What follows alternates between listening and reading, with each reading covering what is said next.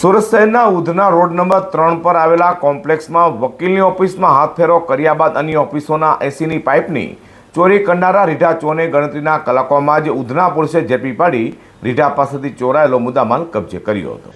Surat police commissioner Anupamsinh Gehlot, ખાસ police commissioner sector 1 Wabang Jamir, DCP zone 2 doctor Kanat Desai, in charge ACP C division VM Jadeja દ્વારા ઘરફોડ, ચોરી, લૂંટ, સ્નેચિંગ સહિતના ગુનાઓમાં નાસ્તા ફરતા આરોપીને ઝડપી પાડવા આપેલી સૂચના વચ્ચે ઉધના પોલીસ દ્વારા પીઆઈએસએન દેસાઈ તથા સેકન્ડ પીઆઈ જેસ જામરેન ટીમ પીએસઆઈ એસઝેડ પટેલના માર્ગદર્શન હેઠળ પેટ્રોલિંગમાં હતી। ઉધના પોલીસ મથક વિસ્તારમાં આવેલા રોડ નંબર 3 C1 મેક્સિન પ્લાઝા ગાયલ સ્પોર્ટ્સની બાજુમાં આવેલા કેબી એસોસિએટ નામની વકીલ ભાર્ગવ વાડાની ઓફિસને નિશાન બનાવી હાથફેરો કરાયો હતો। જે ચોર સીસીટીવીમાં કેદ થયો હતો, જેણે અન્ય ઓફિસોના એસીના પાઇપની પણ ચોરી કરી હતી।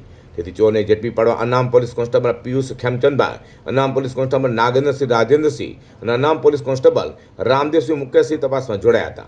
અને ચોરીવાળી જગ્યાના સીસીટીવીની તપાસ સાથે હ્યુમન સોર્સની મદદથી વકીલની ઓફિસમાં તથા અન્ય દુકાનોના એસીની પાઇપની ચોરી કરનાર રીઢા ચોર એવા ઉધના સંજયનગર ઝુંપડપટ્ટીમાં રહેતા રિઝવાન ઉમર શેખને ઝડપી પાડ્યો હતો।